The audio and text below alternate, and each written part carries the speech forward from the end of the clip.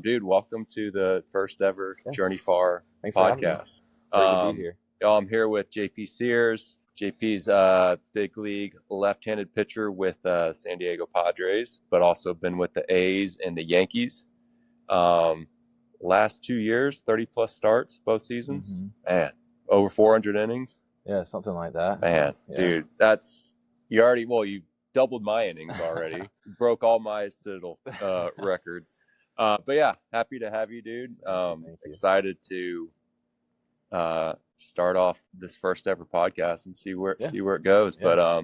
But anyways, you and I have been good friends for a long time. We've trained together. I wanted to kind of just start with getting your story, your journey. So I want you to go into growing up in Sumter, what that was like. And then we'll kind of just move throughout the journey of Sumter to the Citadel to getting drafted, then training together. COVID year, that was a fun year. That was an interesting year that we did what we had to do, and then kind of moving into where you're at now. So yeah, dude, go ahead. As you explained, I know you pretty well, but give me your childhood growing up in Sumter, being baseball, everything like that. Yeah, so I grew up in Sumter, went to a school called Wilson Hall, a private school in Sumter. I went there from when I was 4 until I graduated high school. Obviously made a lot of really good friends through sports, through school, through Sumter, through the community. I had a younger brother, 3 years younger than me. He played sports as well. Played baseball at CFC, was a really good athlete as well. So me and him and my friends and all that, we just grew up playing in the yard, grew up competing, grew up playing whatever sport was in season, going to the golf course, tennis, basketball, baseball. You are a good golfer. I got lucky enough to where I was able to play golf when I was younger a lot. And I think that's kind of a reason why I'm decent at golf now. But still play golf a lot now, even playing pro baseball and in the off season. Played a lot of baseball, football, basketball growing up, mainly those three. Obviously knew I was going to, I excelled more in baseball in high school, and luckily was able to get some looks from mainly just the Citadel and a couple other smaller schools. And luckily, who you and I both know really well, David Beckley, now back at the Citadel coaching there, was the one that recruited me. I think I was throwing 84, 86 in high school. And I think he just could see a lot in me as far as potential growth and a good competitor on the field and a good attitude. And I feel like that's kind of what I brought without realizing it at the time in high school. Was I was just a good competitor and loved playing sports. And so and I knew a lot about the Citadel whenever I went there, just with a lot of family and friends.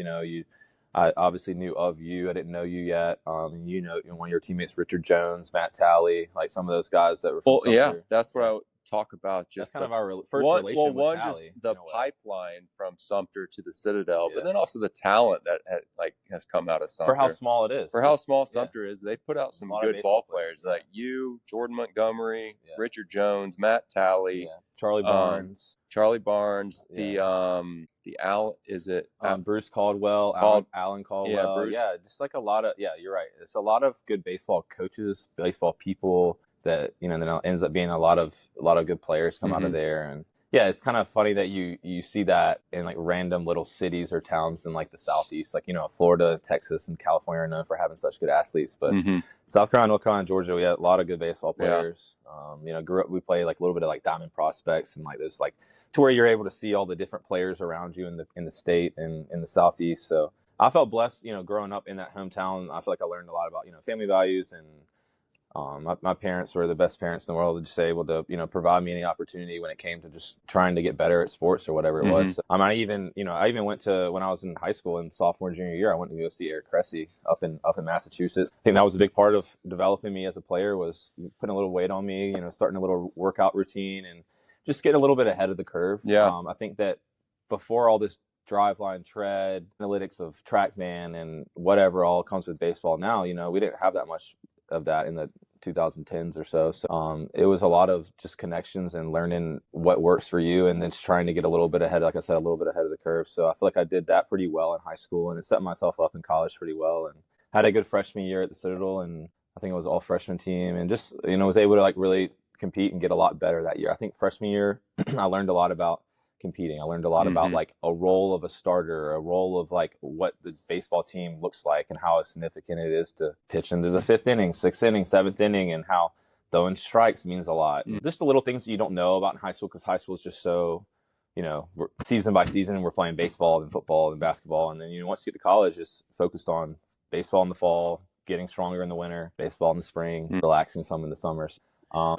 Was it always baseball for you? Like growing up, it was like baseball was your go-to sport? Baseball was without a doubt what I feel like I was like competitively best at, if that makes sense. I had a lot of fun playing football. I think I learned a lot about myself playing football, just being able to like push yourself in certain limits of like in team aspects. And I grew a lot more as like a player, just like a good teammate in football. Yeah. The physicality of football, I think just helps. And just like going in the summer, having to do workouts, it being hot. It's just like it teaches you a little bit without you realizing in the moment about just discipline and like working hard and kind of staying consistent with everything. So I think that's what the balance of all that really does for really good in high school. It just makes you not get too burnt out on anything, and it made me desire to play baseball every year. Like I missed it every winter. I'm like, all right, I'm ready for basketball to get over with. I'm ready to cold weather to get out of here. Well, and at Wilson Hall, you had to play all 3 sports. I think I graduated with like 55 people in my class. So you're not special. You're not specializing. You're playing everything because they need you to play. Then obviously just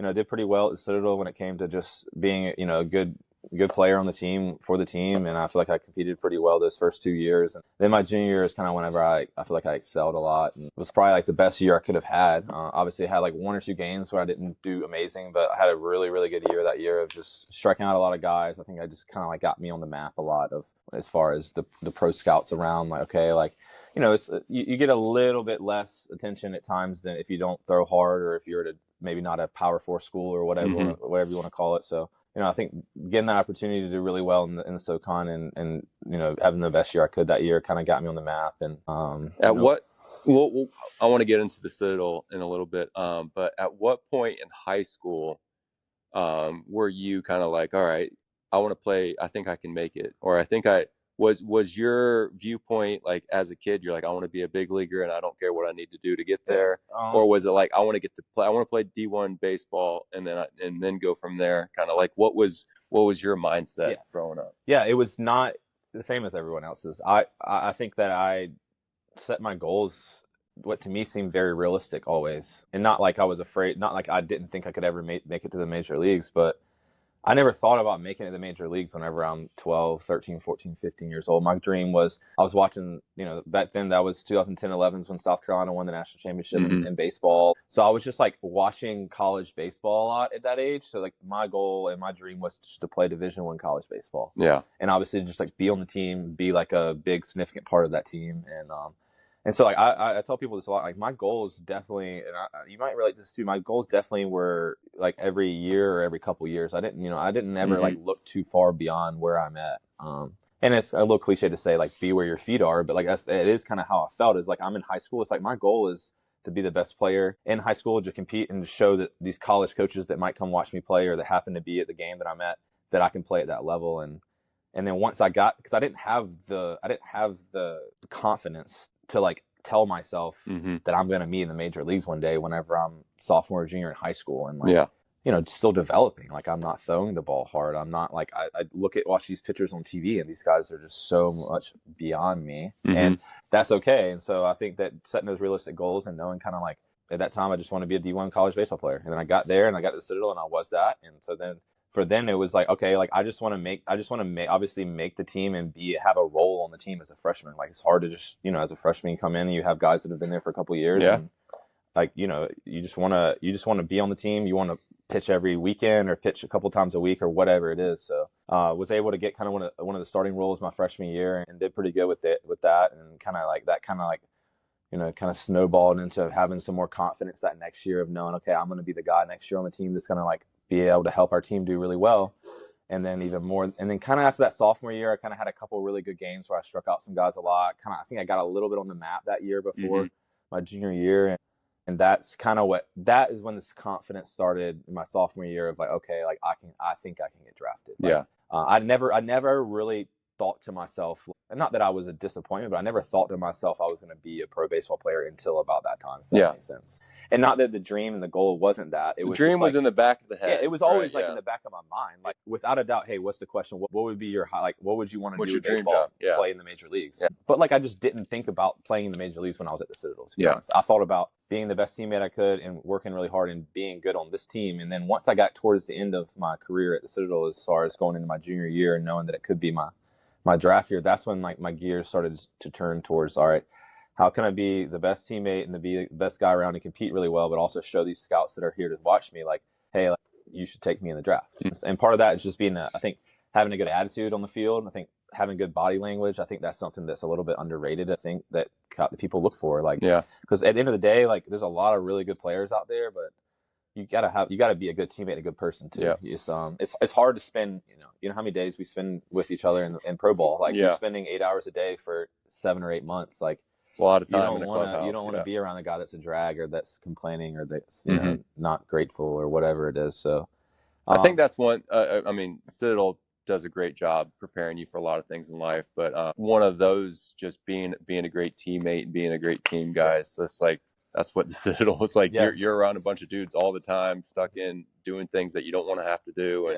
And, I talked to some people the other day, and that was one thing that I think, like, a big thing that God put in my life was putting God through, like, the Citadel in my freshman year of, like, it's not a lot of people have been through the freshman year, and, like, thousands and thousands of people have accomplished achieving going through a tough year like that. But, like, that to me was a little bit tough. But then when I got to, say, my first spring training with the Yankees, and they had rules of, being there at 7 a.m., having your face shave, like, running on the field, like, wearing certain types of cleats and not having certain laces and having certain gloves. It's like, I see these guys around me are kind of like pulling on this stuff. Like, it's kind of like, dang, like, that's BS. Like, I shouldn't have to do that. Like, and I'm like, dude, I've been through, like, I've been through some stuff that's way worse than this. Like, I can follow these little rules. You know the rules that we had to follow, and so, like, all this stupid stuff. To me, it was like, oh, you tell me I have to shave and then get here on time and wear, like, black cleats. Okay, I can do those 3 things. And then run and hustle when I'm out there and there's a bunch of people watching me play. Like, things you're supposed to do. And I'm wearing Yankees uniforms. Yeah, of course. So, at the time, I didn't know that that's what the Citadel was preparing me for.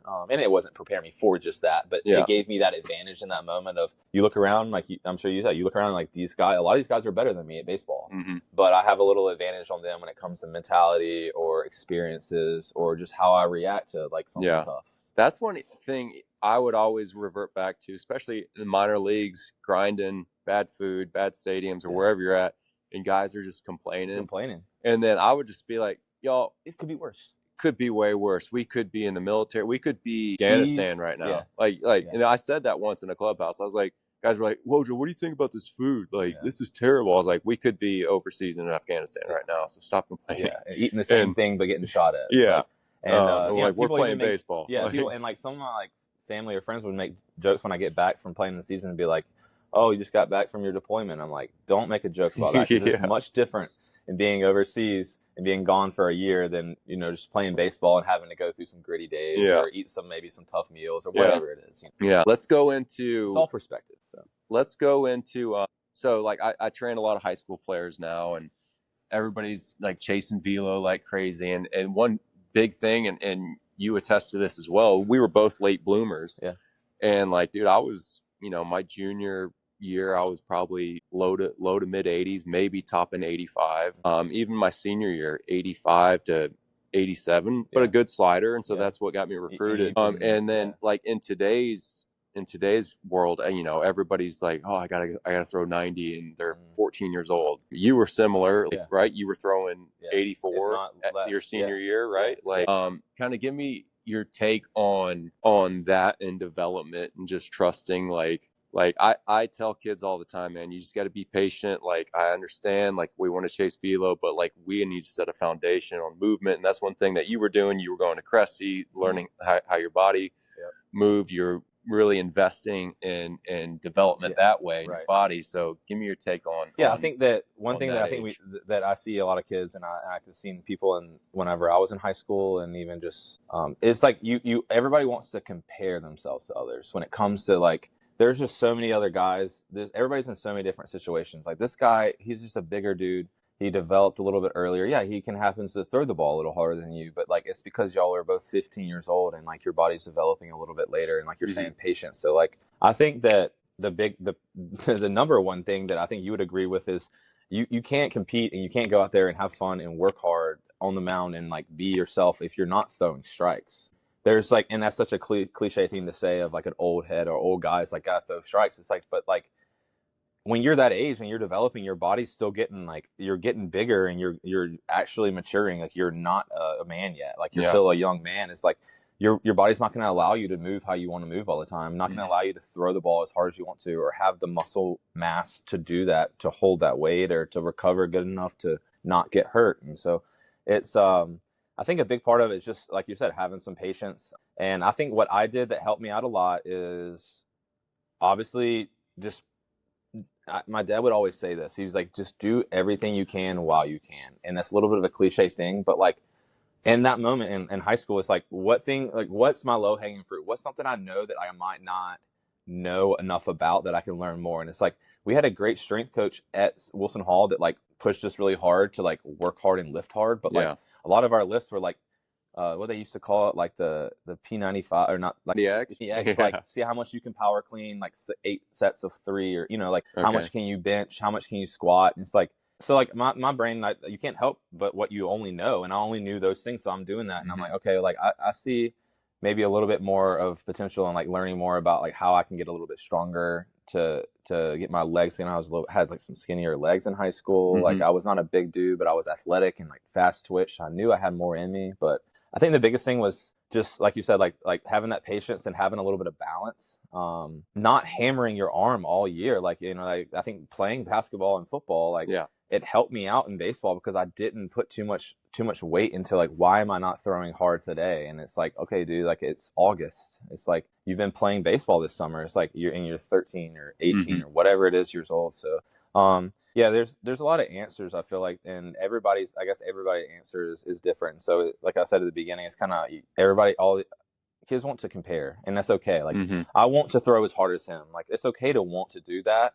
but you got to be objective with how you look and how you feel and what you're doing to kind of like go about that. This kid might need to get in the weight room more and lift a little bit more, or this guy might have like that's why they have you as a coach. This kid might be really good, but he has really poor mechanics and he's really athletic. So he needs a little bit of guidance as far as I need some drills to do to get my arm and my body in the right position. So, I feel like you can answer that in, kind of different ways. But when it comes to just like the general negativity or like the general bad things I see, it's just kids wanting to be too much of not themselves. And I can say on my history, like I never really like compared myself to like these guys that were my age that were throwing harder than me. No, like my goal is just to win the game that night and to work hard and be better. And how can I be a little bit better? Like it's by not by throwing more, trying to throw harder, throw more bullpens. It's like, okay, maybe I just need to lock in and maybe get a little bit more weight on me and get a little bit stronger. And like that's what coming to the Citadel. And like I didn't hit 90 until my sophomore year at the Citadel. You're saying like some of these kids throw 90 miles an hour nowadays at 16 years old, and that's awesome. But like that's not going to get you to where you want to go. Like it might get you a look, it might get you an offer, and that's awesome. But then you got to keep going from there. You can't consistently be getting hurt or starting to slack and be like, okay, now I got my commitment. Now I got my offer. Like I'm good now. Like now I can rest for a while. It's like, no, like I developed literally every year that I played. Like I got better every year. And it's because of putting a little bit of time and effort into why I need to get better. And then also just being consistent with it. Like, yeah. Dude, that's one thing, like the consistency, but the every year of development, like I have people reach out to me all the time. Hey, can we do a pitching lesson? And I'm like, well, no, I do like a minimum 3-month commitment because the process is such a long process. Yeah. I was like, if you really want to work with me, it's like, you need to understand, like it's a commitment of years of training, trying to get better. I played professionally for 13 years. Every single year it was like, what can I get better at? Yes. All right. Yes. All right. I had a good year, had a bad year. All right, what's the things I need to get better? Body wise, movement wise, arm care wise, diet wise, mental aspect. Yeah.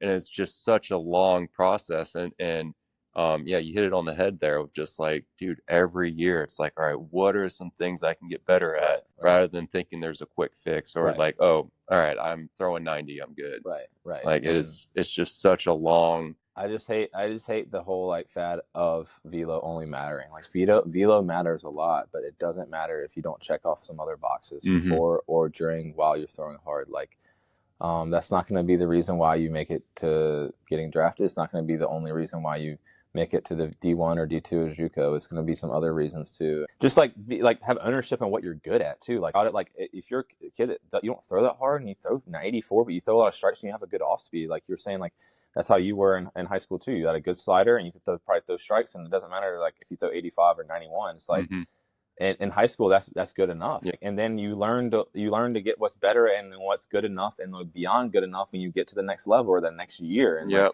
that's when you start to gain the confidence of like, okay, this patience thing works. Like there's no immediate answer to anything. And like, that's what I'm sure is what can be challenging as a coach too. Yeah. It's like people want immediate answers. It's like, no, it takes some time, and you gotta explore. You gotta like want to put that time in. Well, and that's where, and as a pitcher, that's why I love golf so much now too, because like you can literally feel as a pitcher, you have your days where you're like, dude, that was so easy.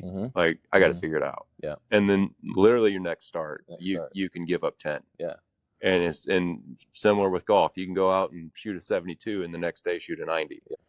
And it's just always trying to figure out, being consistent, being consistent with your approach, being consistent with your routine, being consistent with everything. And then knowing that there's going to just be ebbs and flows and ups and downs with it. Yeah. I'm going to check this to make sure we're not missing anything. We're still rolling. All right. Let's go into the Citadel. So freshman year, I feel like we always say this all the time. So many guys just don't understand. Yeah. The freshman year at the Citadel, or military school. But like we have all these little inside jokes or things that we can say or revert back to. And when you're in a clubhouse, nobody knows what you're talking about. But if you get around another Citadel guy, it's pretty funny. What are some things that stick out? Like just Hell Week, you're going into the Citadel as a knob, push-ups every day. Like what are some things that you remember that just stick out that were like, man, so that was terrible. I don't want to do that. Or that was pretty funny. I have a couple ones, but like there's just like you said, like it's this place where you have like almost like little ticks that you remember things. Like it's not even like you can't, maybe everybody might not think it's funny, but you think it's funny because you got to experience it. Like I remember Hell Week, we had to shine our shoes, and they might have done this for you too, but it made me hate the song "Get Your Shine On" by Florida Georgia Line, because they would just play that song over and over and over while you're sitting there shining your shoes. So I'm just like, so every time I hear that song now, it takes me right back to that like freshman year first week of having to shine my shoes. I remember feeling like the second you put your head on the pillow, it's the next day. I don't know if you remember like that. It's just like, it was like the craziest like feeling of like how fast a night can go by of sleeping on, however many hours we slept, 4 to 7 hours, whatever you got to sleep, 5-6 hours, from night to day, those 9 days. I remember like the funny story too of like, I don't know if you had to do this too, but like every night before you go to sleep, you have to like line up outside your room with your roommate in the whole battalion. Everybody has to. And it's, you're in the middle of trying to learn all this they call knob knowledge. And it's like this book where you your guide on, learn all the different sayings and quotes and all that stuff. And every night you had to stand outside your room and you had to stand at attention, read your book, and you had to have your toothbrush in your left hand with toothpaste on it. And they would make us read the book, recite the stuff, and then when they come up to you, you'd have to drop your book and start brushing your teeth. And so I remember like being worried about like my shoulder and my arm, because like 30 minutes every night I'm just like holding my arm out like this.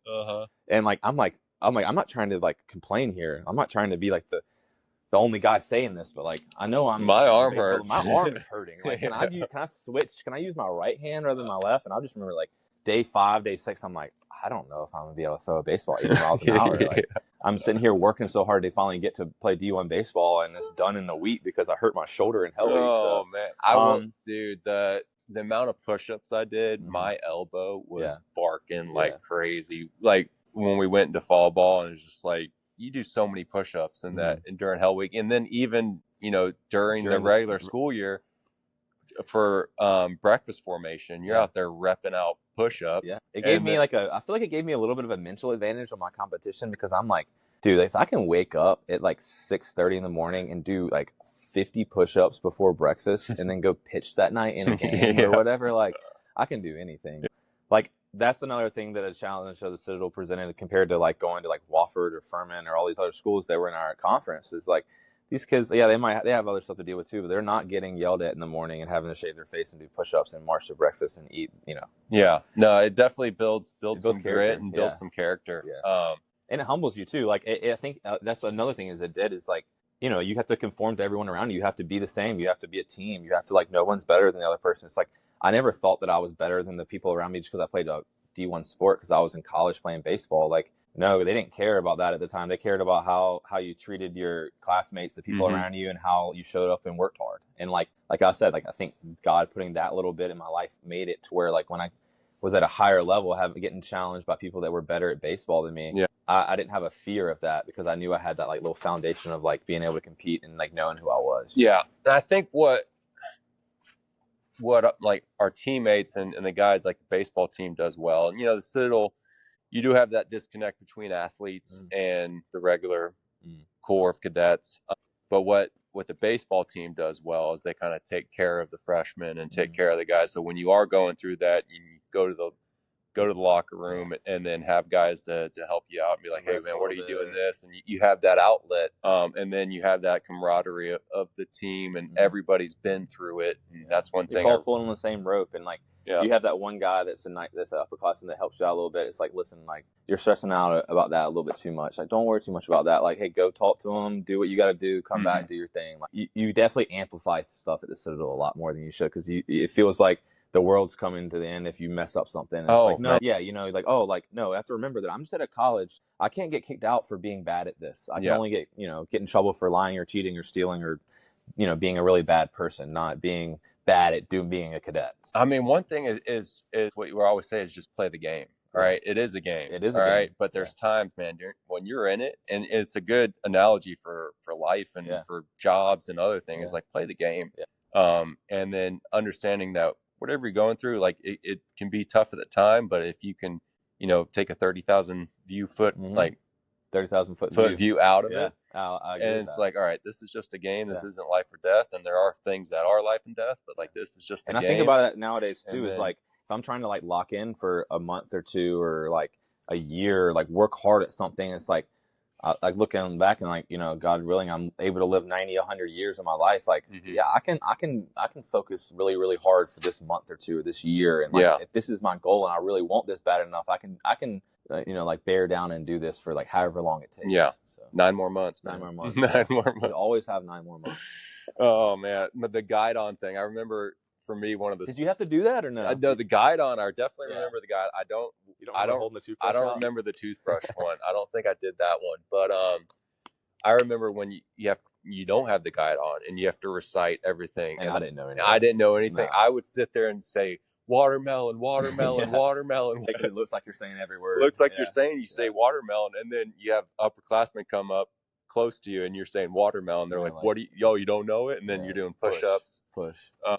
Beat your face. And then you're doing push-ups. But yeah, I want to talk back to like sophomore year going into junior year. I had the same thing, like sophomore year. I had a good freshman year at the Citadel, and then didn't play summer ball because I threw a lot.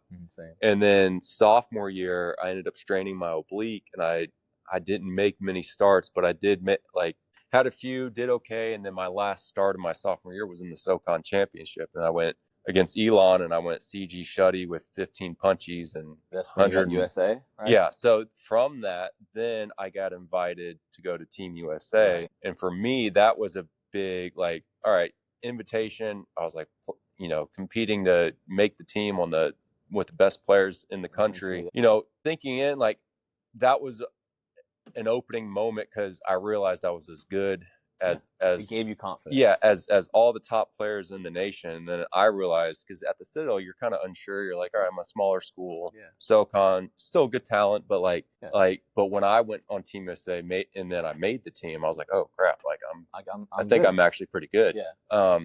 And then so when I came back that junior year for me, I was like, had all this confidence. Yeah. And so similar for you going into your, like after your sophomore season, going into junior year, coming with some confidence, and you just start blowing doors by everybody your junior year.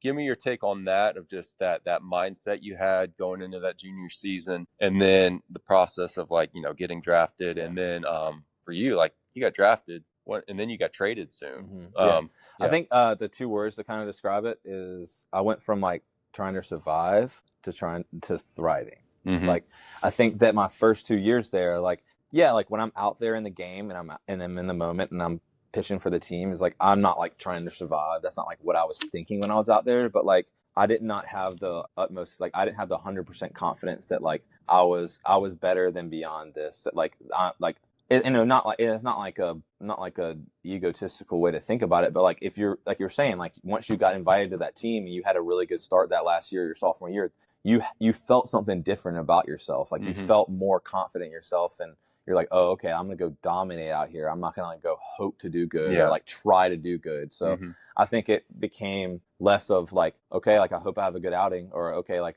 let's go, like, just make sure they don't score, or like whatever it takes tonight to like win the game, to where I had a couple good starts towards the end of my sophomore year, played a little bit for the Blowfish that summer, pitched really well there, but like had some really good strikeout games. And so then I had a couple like agents reaching out to me, had a couple like teams reaching out to me, filling out some information. I'm like, okay, like I'm better than I think I am. Like I need to like have that confidence and go out there with that. And I think I kind of committed to that conviction going into that year, and like that's when I started to thrive. It's like, okay, like why are you good? So I'm like I don't know why, but every time I throw the fastball out, like guys swing at that fastball in the top of the zone. So it's like I now started to learn, okay, like it's okay not to throw the fastball down in the zone. Like, okay, like something about this, it plays up in the zone. Yeah, because you didn't have the data. We didn't have the data. It was just like, oh, like, he's got a good fastball. People always say his fastball plays up. Yeah, it's like, well, that's a very common thing now. It's like, yeah, there's nothing wrong with that, but like, why does it play up? And I think that kind of like transitioned into me getting a lot of confidence that year, and was lucky enough to get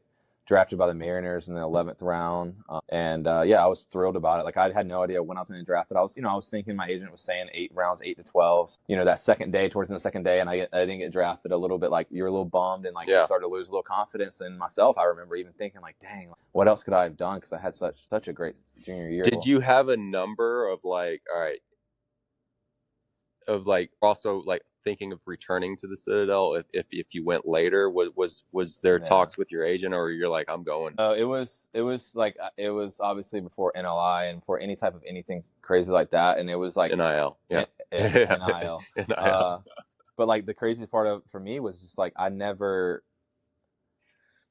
thought that I could, but like I was like I had the best year I could have had that year. Like I had, what I'm saying? Like in my head competitively, I was like, I went out there and dominated a lot of games. Like it's going to be really hard to top that. And so I just felt like it was my time. Like it would have taken a lot for me to go back to Citadel, and then they got a whole new coaching staff from my junior to my senior year, and that was kind of another big thing that was kind of like, okay, like this is my time to go. And I felt like, like as a player, you just never want to get cheated out of money or cheated out of an opportunity. So like I didn't think I was worth this crazy amount of money either. So like what I signed for, I felt very deserving of, but not like I needed more. So like I was happy, like as a player, when you're earning any type of money, like you just want to be content with like your value. Like like you don't want to be undervalued or overvalued. So getting the opportunity was huge, and like I got I did really well that summer with the Mariners when I got drafted. I was like an organizational all-star, and so in short, you went straight to short season. So I went still to, just blowing belly button heaters. So I went to Arizona for a couple of days. They had like a little mini camps right after the draft. I actually did like sign my contract and all that. And they send some guys, they keep some guys there. It's a rookie level ball that maybe a little bit more developing. And then I was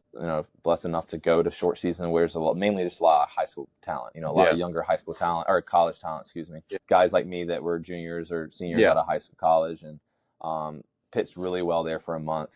And I don't think I gave up a run. Struck out like a lot of guys.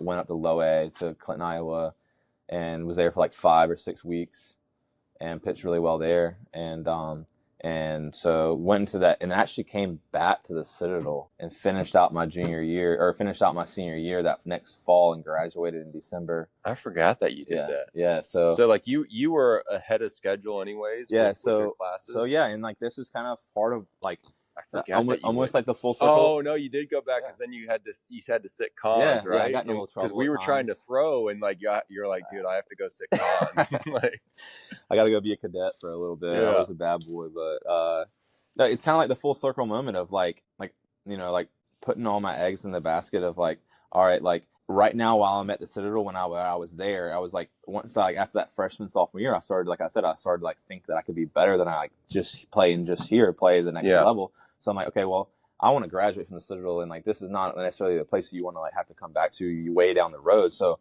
I took a little summer classes both summers in between my freshman and sophomore year and my sophomore and junior year, and had like 15 or 16 credit hours I had to do that last fall. And I worked it in my contract with the Mariners that like they let me go back, and they let me go back a week early, so I missed the last week of the minor league season. But I pitched so well that summer, and they wanted me to, and I wanted to graduate, and so and then I got traded. I was actually at the Clemson Citadel, I think. Clemson Citadel football game. It was like a noon game, like November 2017.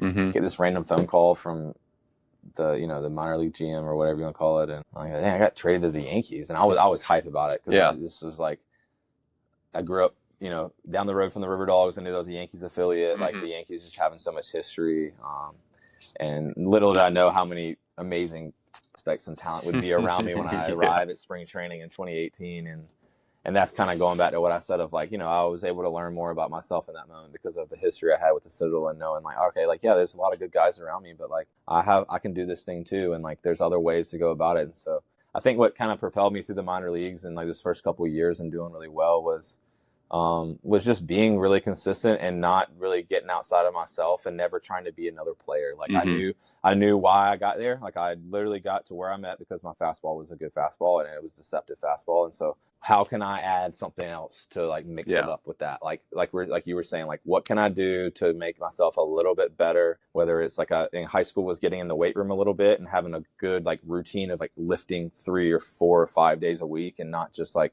doing random lifts during football season and then not doing anything during baseball season. And then, I got to college and I realized, all right, like I need to learn to pitch a little bit better. And that's where I had, I had Britt Reams, and you have all these people in your life that come around like to teach you little things. Like Britt taught me really well how to compete and how to pitch. Yeah. He did it in the big leagues, and he did it at the Citadel in the minor leagues too. And he's like, no, you got to go out there. You got to be like, think you're the best guy ever in the world and have confidence and go do it and like think about it and like be conscious about it. So you have different coaches in your life too that help you out as well. And I've been blessed to have that too. I had a coach in the minor leagues, Daniel Moscos, that know really well, and that helped us both out and helped me out a lot with whenever I was in my first 2 years in the minor leagues, and I ended up having a little bit of a shoulder issue, and I didn't know why I was having it, but I learned quickly after that it was because of a little bit of deficiency in my mechanics, like some things that I could be doing a little bit cleaner and a little bit better. And once I started doing that, then I started to not have as many, not have an injury. And then, how you just gain confidence from like that momentum. Well, I remember that shoulder injury was 18, right? Yeah, 18 when I was playing with the River Dogs. And then you got surgery. I got surgery in August of 18. And then that's where, because I'm trying to think back to when you and I really started like throwing together and training together. It was that 18. It was that 18. That 18 because you were coming. When I was kind of still at the Citadel, remember? And it was like our schedules weren't. They were opposite. And then that 18, I was like full on just the minor league baseball player. Yeah, and then you were coming back from shoulder surgery. Let's talk about that. Let's talk like of just the mental load coming back from like an injury, like when you're not healthy and you're trying to pitch through it, or something's wrong and you got to get surgery, and then the comeback from that. How was that for you? And then, because I remember for me, it was like when you were cleared to throw and you were just still so scared to throw, and I'm like, bro, you got to start like throwing it, because like you're literally just babying everything. I'm like, are you good or you not? Right. Kind of fill me in how it was. That for was you. Kind of about the time that we got introduced to some plyos too, if you remember.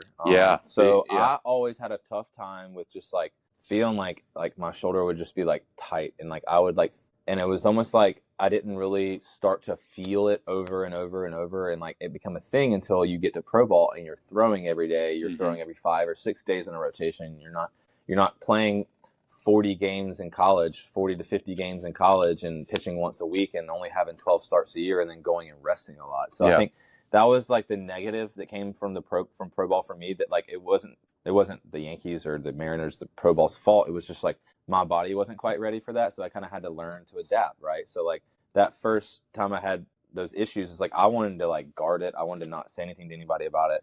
I was more worried about JP in the moment, like losing his role at low A and minor leagues, like playing for this team, or like, oh, if I go on the IL, then I have to go back to Florida and rehab in Florida. You know how it is. It's like you don't want to lose, like we said, the momentum that you're trying to build of getting to the next level, or like just impressing people or doing whatever that is. So that I struggled with that at first, like accepting that it's okay to be hurt and like we need to have a solution, and like you don't make it to the big leagues this year, you don't make it to the big leagues next year, like you become the best player you become because of the consistency and like doing the right thing. So I think I was blessed to get to be with the Yankees whenever that was going on. They did they first class organization when it comes to just treating the players really well. You know, they made sure that I was, you know, they flew my parents up for my surgery, they flew us back, they like were really, really conscious of everything. But yeah, like getting into like what you were saying about when we started training together, and like I was still kind of coming back from that, is like that was in the middle of me learning all about like my body, my arm, and like how to move and like how to prepare to throw and how to recover. I think that like that was something that I didn't know about, and like you almost didn't know about as much either, because it's just like the lack of knowledge in baseball about it. Like just not as many guys talked about it, and so like, you know. Well, and now, then we were just training by ourselves too. It's like we didn't have any guidance, we didn't have any advice. So it's like, well, this I works learned for from me. you learn from me. Like essentially, I would learn from you and like only know what I know. Like and so I think that like me being able to explore and like kind of open myself up to like another coach and another person and being like, okay, like I know I don't have all the answers. I'm not saying everything I do is right, but like it's okay to like say you need some help. It's okay to take some time off to like get things right, and then you'll benefit from it later on. So like I said, I got kind of hooked up with the Yankees, and they like took that process very, like they were very careful about it, and they like cared a lot about me. And I think that like made me care a lot about like being patient, like you're saying. It's almost the same thing as these kids that are trying to throw 90 that are 14 or 15 or 16 that just can't do it yet. It's okay if you can't do it. Like you just literally like God's not allowing you to. Like you're literally too young, you're too weak, you're not big enough, you're not fast enough. Like I didn't become the size I am, like not even I'm a big dude, but I was like skinny until I was like 21, like until like 20 years old. Like even my freshman year at the Citadel, I was skinny. Like, and so yeah, I think that like that first off season of us together, like so we both probably learned. I just learned a lot about myself those first 2 years, as far as like how to get ready for a season, how to get ready for every day of throwing. And I say to a lot of kids now, whenever I happen to talk to anyone, it's like, you got to warm up to throw. You can't throw to warm up. And like, and I'm sure you've said that a million times. It's like, no, when I get the baseball in my hand and I start throwing, like I'm not thinking about my mechanics. I'm not thinking about if I'm loose. I'm not thinking about if I did all the things to warm it up. I have my warm up routine, and this is what works for me. And this is what's like, it started to work. That worked last year. And then I added this, and this worked even more. So like, we're going to add this in. And like,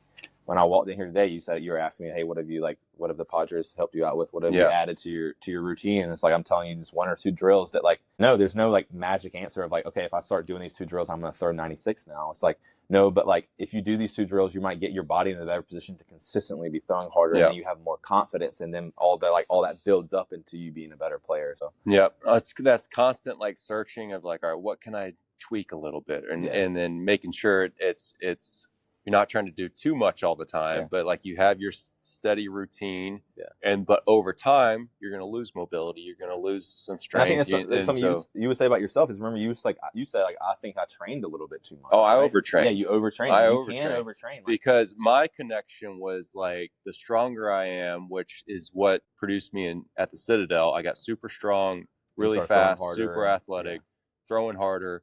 And so I always correlated that to like, all right, well, I need to be weight room as powerful as possible.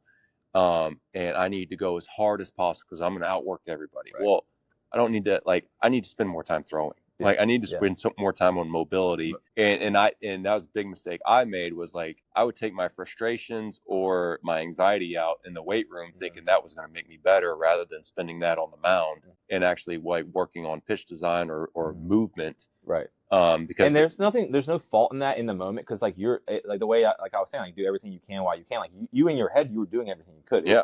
You were putting yourself in a position where you lay your head at night on the pillow and you're like, I worked hard today. I don't feel bad about anything. I did everything I could. Like, yeah. And that's why, like, as a competitor and as a professional athlete, like we all know that feeling of like, we've been on both sides of it. Like I could have done more today. Mm-hmm. I did what I needed to do today. I might have overworked today or whatever it is. Yeah, because I took that hard work into physical hard work, not into maybe, I need to spend more time mentally on like my mental prep, or I need to spend more time on like understanding my body and like being more explosive or something. And then and how to move more properly. Or hey, maybe I instead of trying to figure it out on my own, hey, maybe I need to go to like tread or driveline or find a coach or like hire a coach. Make an investment in your career. And not just try to like guess with certain people because they're free. Like I was like, that investment in your career is like, when I look back on it, I'm like, man, I should have spent more money on myself. When it comes to mental, physical, and like just mechanical, rather than I got it, I'll figure it out.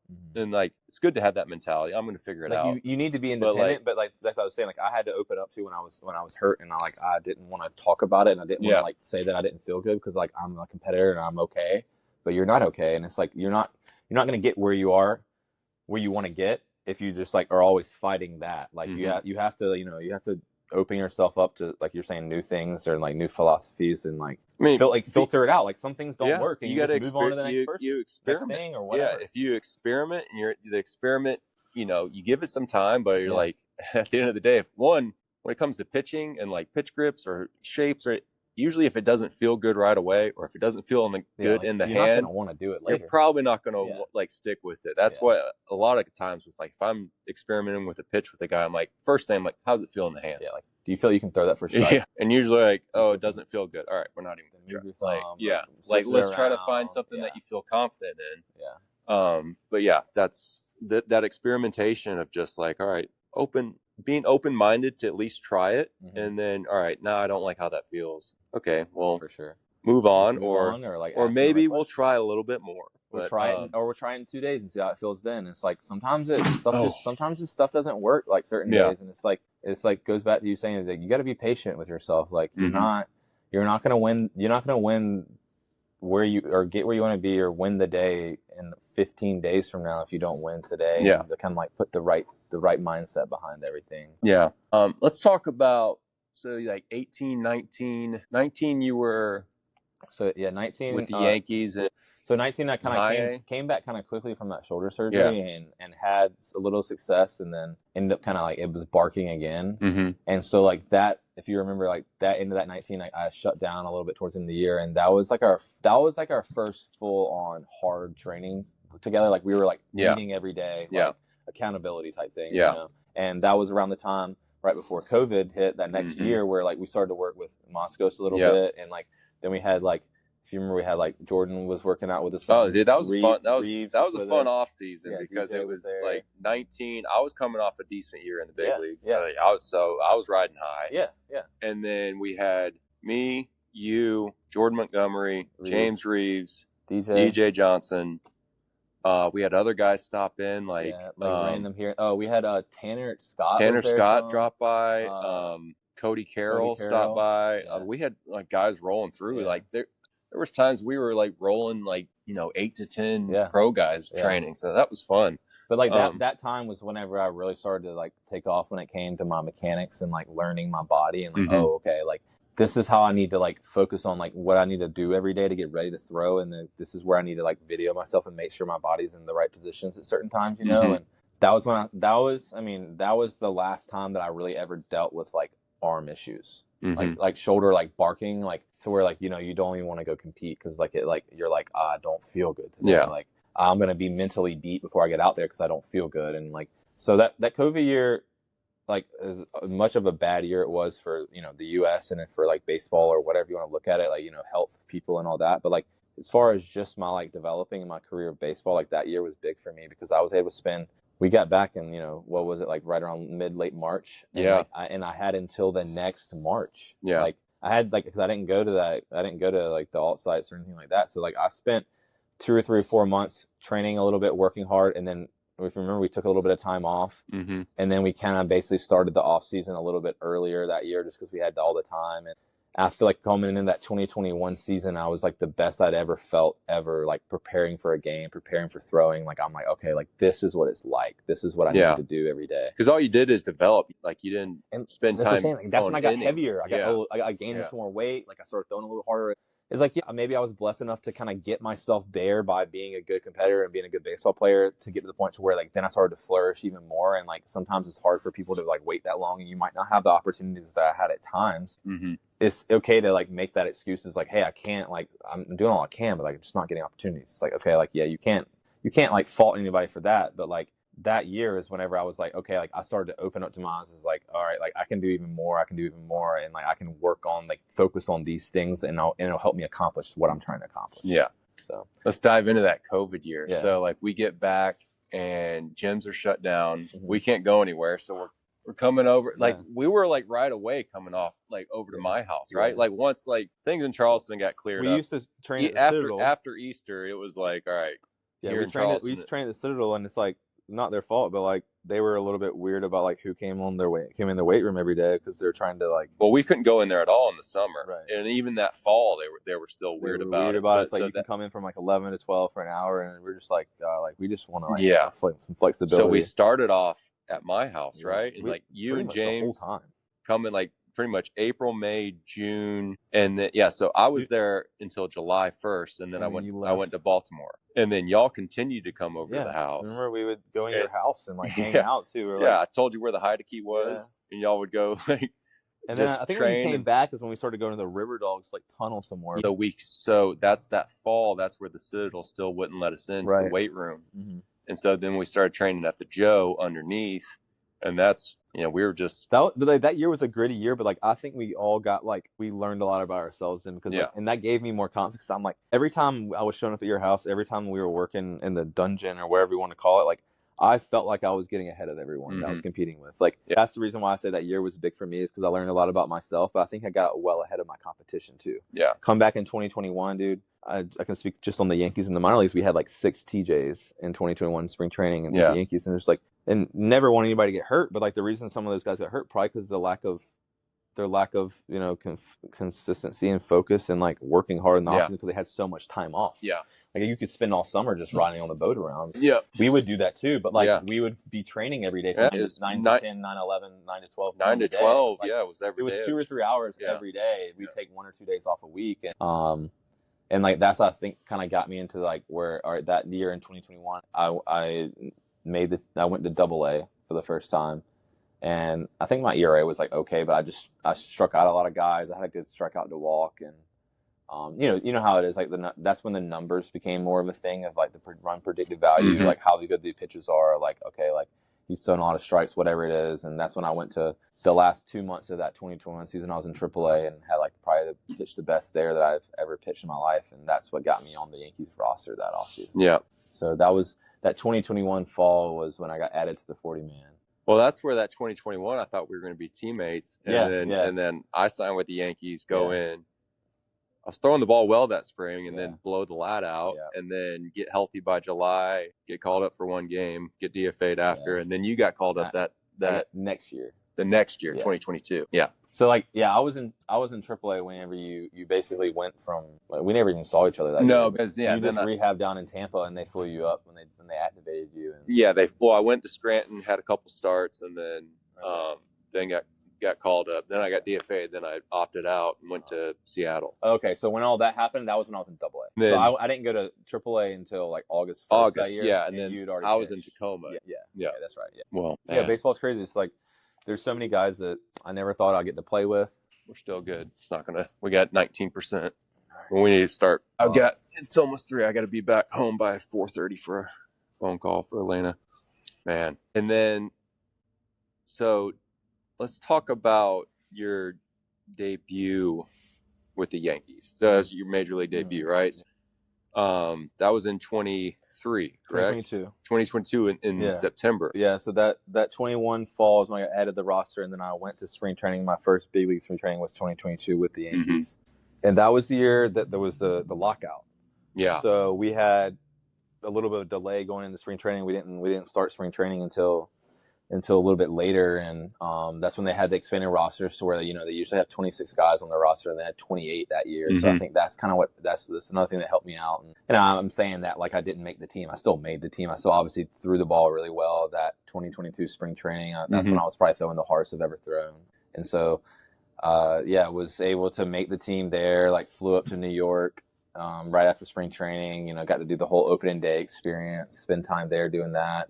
And I started off in the bullpen with them, just kind of, you know, a little bit of an extra guy, like a long arm in the bullpen to be able to provide some depth. I think I watched like 4 or 5 games in the bullpen before I made my debut. Definitely was like fun, but like a lot of stressful games of just waiting my name to get called. And you're also in the bullpen, like a role that you really haven't done. I've never really pitched in the bullpen before. Yeah. They gave me some games out the bullpen in 2021, just maybe because they were already thinking about that. But we would, you know, what we call piggyback some in 2021 where me and another starter would switch off who starts and who comes out the bullpen. Yeah, made my debut against the Blue Jays in New York. I was like April 13th or so, 14th, 15th, 2022, and made the team, or made my debut. I think I went back in the bullpen for a couple games and maybe had one more appearance, then got sent down to AAA, and spent a month or two in AAA, and then got called up for like 2 different spot starts, like one in May and one in June. So I had 2 starts with the Yankees then, and then ended up coming back up like in July or August for some games out the bullpen. And I mean, you know, as you can imagine, like your first year in the big leagues or your first experience, your first chance you get, like, I don't care if I'm starting, I don't care if I'm throwing wet inning, you know, I don't care. Like I'll get water for everyone if you want to get water. Like I'll do whatever it takes to be here and kind of stay here. So, I just felt blessed to have the opportunity with the Yankees. I feel like I learned a lot, if not the most I could, about myself while I was in the minor leagues with them, and even that little brief time in the big leagues. I just feel like I grew a lot as a player from being this, you know, basically freshly drafted college guy with confidence, but like not a lot of ability of knowing why and how and all that stuff. So, but like that feeling of running from Yankee Stadium and from the bullpen, and I swear, I tell people, like the lights are a little brighter there. Like, not like, I swear it's like not like a metaphor. It's like the lights are actually a little bit brighter there. Like the grass feels like a little bit colder. Like there just feels like a different aura there. Like, and then the more I was able to experience different stadiums in the major leagues. It's like they all have their own little, you know, cool things about them. But like Yankees and like the Dodgers, those stadiums just feel the most like the major leagues. Yeah. So, you know, getting to experience that was really, really cool. And now getting to pitch in like Petco, which is like very much like those stadiums too. Like you just feel like you can feel the crowd, you can feel the energy, you can feel like how much they care. And Petco gets wild. Yeah, it's like an addicting feeling. Petco is like, I didn't realize how much. Like I pitched there in 2023 for the A's, and like it was really cool. But like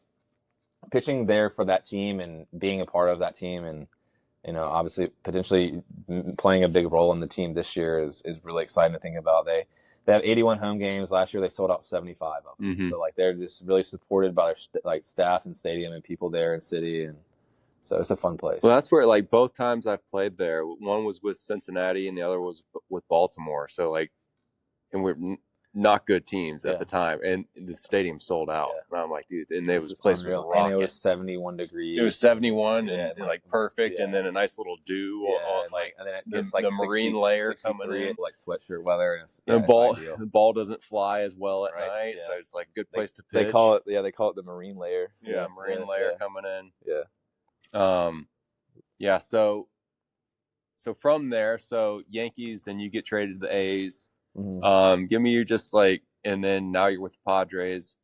Give me your kind of take of like, you know, you were a consistent guy. Well, yeah, one with the trades, like what it's like getting traded. I played in 10 different organizations. It's being a new guy. I very well understand it. But then 2, just like your time with the A's, you know, kind of what you learned about yourself there, and now just going into this spring training with the Padres and kind of what you're looking for. Yeah, like when I first got traded, I was in the minor leagues, but I was like, I got a call that I got traded from the Yankees to the A's, and I was like, oh dang, like I don't know what this is going to be like. It's a whole kind of seems like a whole different franchise, whole different, like it seemed from a distance just like a whole different type of vibe there. And so like, you know, as a player, you're a little bit anxious about like what to expect, but I had no idea how much of a blessing going to the A's would be for me and my career and like my family and like just me as a player is like, I was able to like meet some of my best friends that I still have in my life on that team and around that organization, and like the staff that they have there, and they do such a good job of hiring just really good family oriented, like very strong willed people, and so many nice people around. And and I was just blessed with the opportunity of getting to start in the big leagues like pretty much every 5 days for 2 or 3 years there. And I think that was a blessing from God to just have that opportunity, because many other teams obviously aren't looking for exactly that from a younger player at that time. And so I think I learned a little bit there about being a leader. I learned about like owning my role. I learned about like knowing the importance of value that you can bring and having different relationships and having different perspectives of people and how to like talk to people and relate to people. And because like the longer I was there, the more it would be like people would filter in and out, and like at one point I was the longest tenured A while I was there. Like I had been on the team the longest consistently. And it's like not because I'm sitting here with like 8 years of service time. It's just because that's just kind of how the team's situation was then. And so like at times I would be a follower and I'd listen to what they needed to hear. And at times I had to learn how to be a leader and had to learn how to kind of be in the middle and kind of help some guys out and get some help, and know when to say some things when I should and when to hold my tongue when I should. So and because then you graduate from surviving in the big leagues to now you're thriving, you're a leader, and like when you're surviving, when you're a rookie and you're just trying to stay there, like your view of things is so just narrow because it's so tunnel vision, because you're just like, I just got to get outs and hopefully I stay here. Right. I just need to do whatever I can. Yes. But then when you start getting that set role, then you kind of, you can take a view back again and you're like, oh, I see a lot more moving parts. I can start helping other guys because I'm not so much focused on myself now. And that's definitely what the A's that's what it did for me. It made me comfortable with being like owning like what I think and who I am, and kind of like being okay with being the guy that I follow at times and being the leader at times, and not like shying away from that just because of guys a couple of years older than me, or maybe has a year more service time or a year less of service time. It's just being a little bit, learning to be like a good teammate. That's what I think, and we went through like in 2023 when I was 2024 with the A's, we were dealing with the sell the team chance like every game, and like the transition of going from Oakland to Sacramento, and like, obviously the city and the fans being upset about it, and like the ownership feeling how they did about it, and the players feeling how they did about it. It's just like, you learn about the business of the game. You learn how to like, all right, well, like all I can really do every day is I can just treat everybody well and work hard and show up and play. And this is just my job. Like all these other distractions, I'm always going to have other distractions around me in my life, whether it's in baseball or a normal job or at home or whatever.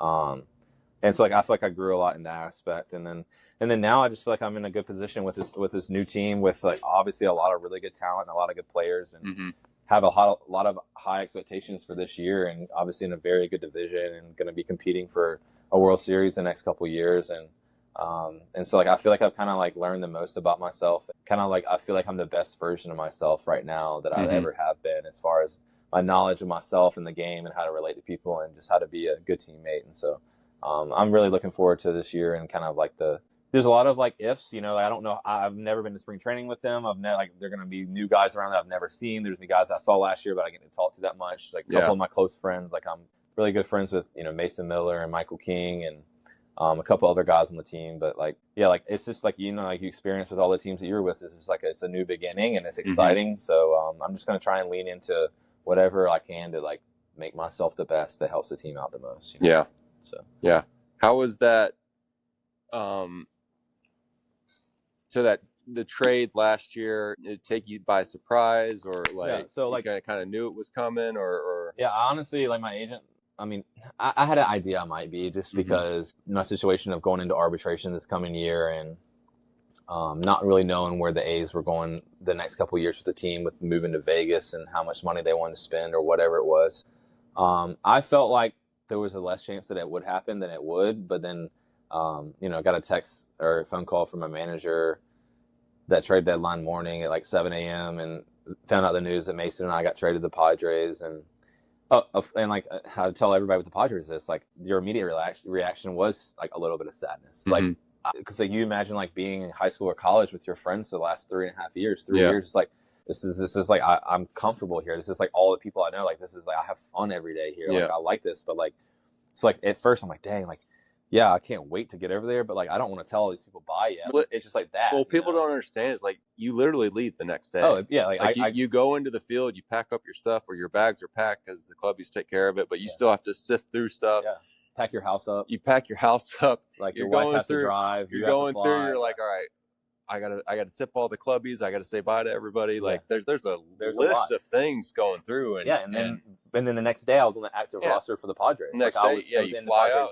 You're showing up and you're meeting a whole new team. Yeah, it's a lot when you get traded. Yeah, so it can all be very intimidating at times, but I think that it sounds like a cliche thing to say. I say it over and over, but I think that it just comes back to like I would always just lean into like asking people about their day, like being a good teammate, like just showing up early, like showing that I'm going to work hard, like caring about what I do, like maybe doing a little bit more than some people, like trying to build that relationship with 1 or 2 or 3 or 4 people that have significance on the team that would have an impact on me, or I could maybe have it like, and it's just like, I wouldn't have experienced that if I didn't have the A's. Like, so it's just like, that's what I'm saying.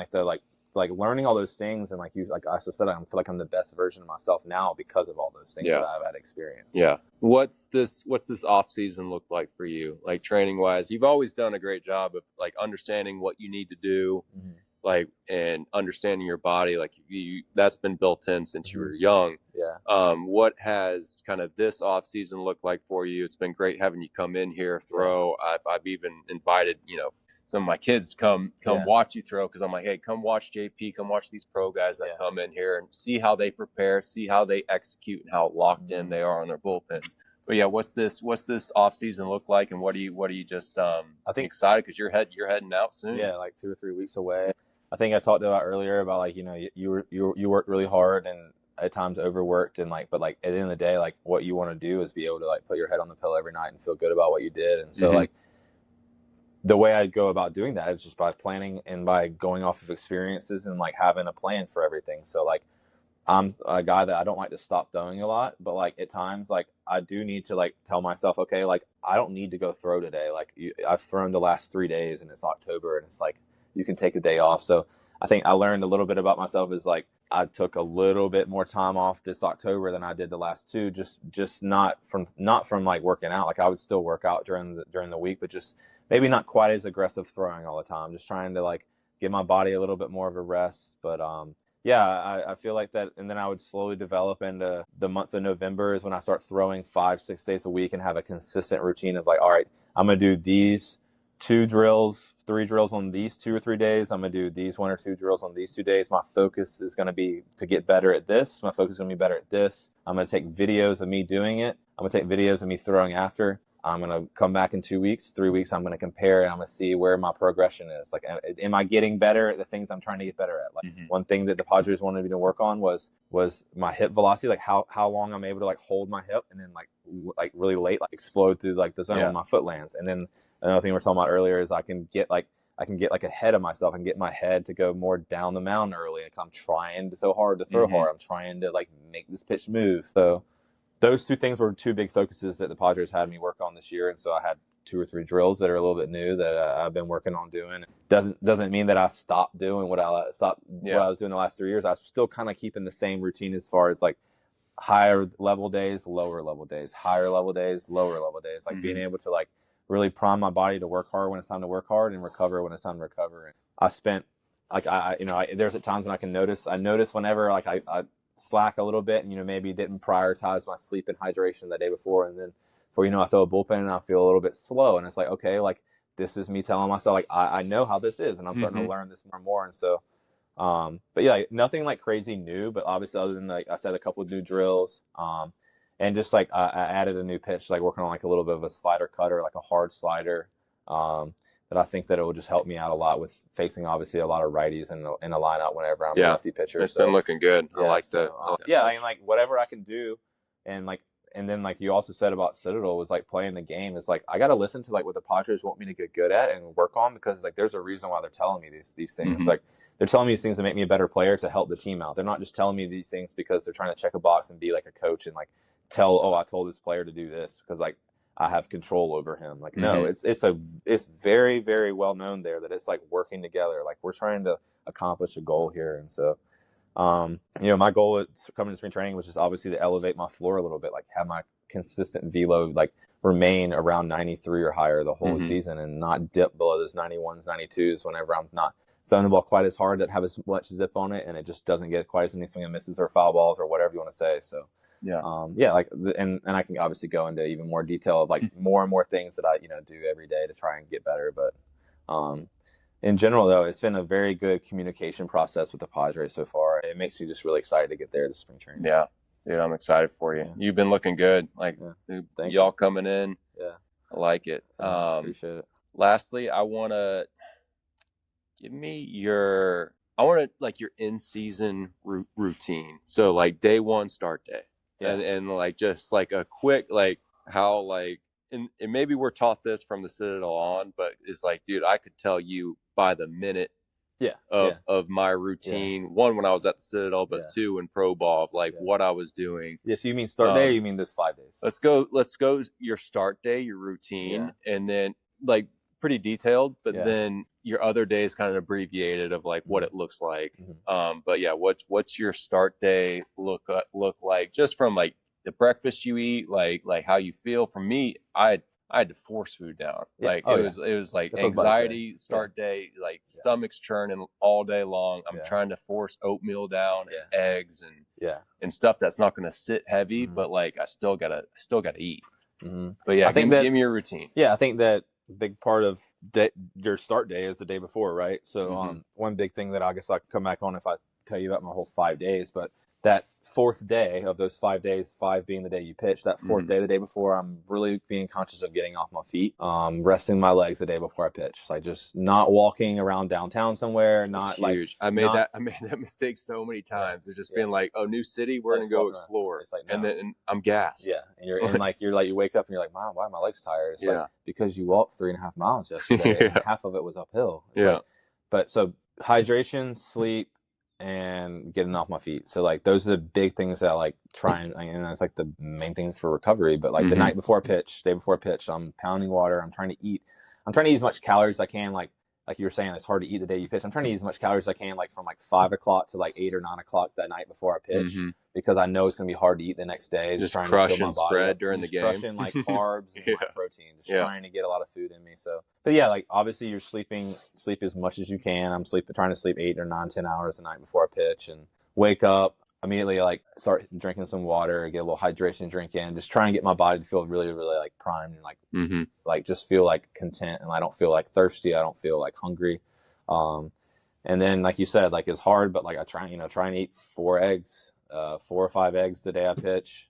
It's easy for me to eat like some bread. Like I like English muffins. I'll even eat like 2 of them, try and eat 2 of them. Like egg sandwich or something. Egg sandwich. Yeah. Like I like, bacon is not necessarily like great for you, but like it's like a lot of protein, like bacon, sausage, and then just get a lot of sugars from fruits. And so obviously, like fruits are a lot easier to eat. Like something sweet's a lot easier to eat when your stomach's not feeling good. So really try and hammer the food and the water in the morning. Stay off my legs a lot. Like like my wife and I will sometimes sit outside in the morning, kind of like, try not to be, because you're inside, like your game's not till 7, like you're inside all day. Like I'll try and sit outside in the morning, come inside, maybe a shower, light walk or something. Light, like a 5 to 10 minute walk, come back, like take a shower, feel good, get to the field. Obviously you're trying to do much of the same thing. Start day, what time do you get at the field? 7 o'clock game. 7 o'clock game, probably get there at like 2 o'clock. 2. Yeah. Still pretty early. Like, I don't like, I feel like more like comfortable around my teammates and like seeing people do stuff and it being like a normal day, even though I know it's not. Like, but like when I'm just sitting there at my house alone, even with Eileen, like it's like, all right, like what am I gonna do like for the next 3 hours? Or 2 hours? You get stir crazy, you get antsy. It's like that 2 o'clock hits. I would try. I was the same way. Like 2:30. I'm like, I got to be at the field by 3. Give myself 4 hours to chill. So, or 3 hours. Like I need I get there at 2. I feel like if I get 7 o'clock game, like I get there at 2. Like my routine doesn't really start until around 5. Right? So, you're there 2 o'clock.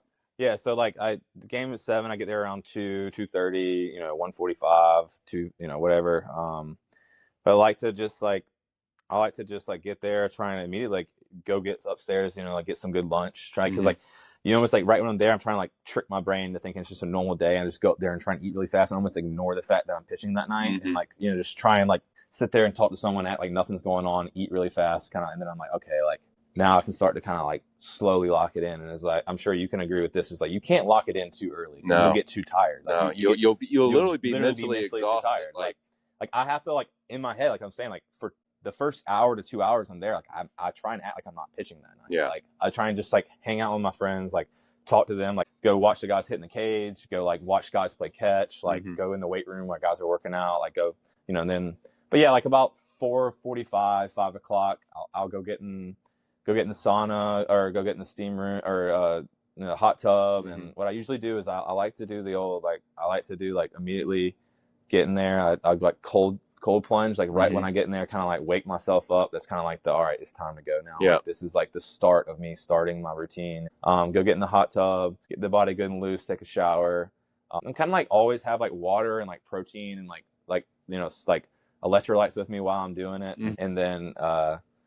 And then kind of get my pants. I'll put my pants on and like a sweatshirt, kind of keep my body nice and warm. And then that's when I like go in there and start moving around the weight room, get on the bike, roll out. I'll kind of like almost warm up twice. Like I'll kind of do like a 5:15 to like 5:30, 5:45 warm up. And then like, you know, then I'll go have a meeting with the catcher and the pitching coach and, you know, kind of have the game plan going into the game, kind of go to my locker, get all like my things ready, have my glove, everything where I know where it is at. Yeah. And like that kind of goes back to the citadel of like just having like your little times of like, all right, at 4:45 I'll be here, at 5:00 I'll be here, a little bit after 6 I'll be here, or like a little at 6:10 I'll be here, and knowing where everything's at, and then kind of going back to the weight room, then start like my more explosive warm up of like getting my body like hot, feeling like ready to throw, getting my, you know, then getting my uniform that central nervous system going. Yeah, get my uniform going, and then I just try and get out there, like always just try and get out there 5 minutes earlier than I think I need to be out there, because I like to just kind of, you know, slowly take my time. And then, like I said, I'll go on the field, and then I'm going to start doing like a little like slow dynamic warm up just to like feel the weather, get conditions, like get used to conditions, like get a sweat going if it's hot, you know, stay warm if it's cold, and then, you know, play a little, do some light plyos. The days I start, I don't really do a ton to get loose because like everything's just going. Like I'm ready to go. It doesn't take a lot. Start doing some plyos and then play some catch. Throw about, I don't have like a weird routine either when it comes to like what pitches I throw and how many pitches before a game. It's like I really do buy into the whole fact of like it's a warm up. Like I'm not like, yeah, do I want to see my slider have this shape? Yeah. I want to locate a fastball away. Yeah. Like I want to see a changeup go down. Yeah. Like, but like I'm not going to just, if I throw 2 or 3 bad changeups, I'm not going to just get stuck on throwing changeups before a game, because then you just get in a bad headspace. But yeah, I'm just trying to be early, trying to be a little bit early with everything, I'm just kind of a slow mover at times, so I like to try and like just get early so that I can like take my time. Yeah, I was the same way. Just be there so early so you don't have to feel rushed. Yeah, like it's the worst with anything. Rushed. Trying to feel rushed, you're just like, oh wait, I'm 5 minutes behind. Like, oh, I got to get it going. Good deal, man. Well, dude, thanks so much for coming out. This is fun. Good talk. Yeah, we can do good this talk. Again. I got to make sure the iPad's more charged next time. But yeah, dude, appreciate it. Y'all, let's do some more of these. Yeah, I want to get Carmen in. I want to get DJ, but we gotta like, dude, DJ, you gotta talk a little faster. We gotta limit the stories and talk like a little bit. Get more guys in here. I kind of want to start trying to do this. I know y'all are about to leave, but like at least get y'all in before you leave, and then have this be a thing. Maybe like even like do group sessions or something like that. That'd be cool. All right, dude. Cool. All right, enjoyed it. Appreciate it. Yeah, for sure. Shut this off. Oh, and we're at 1%. Perfect.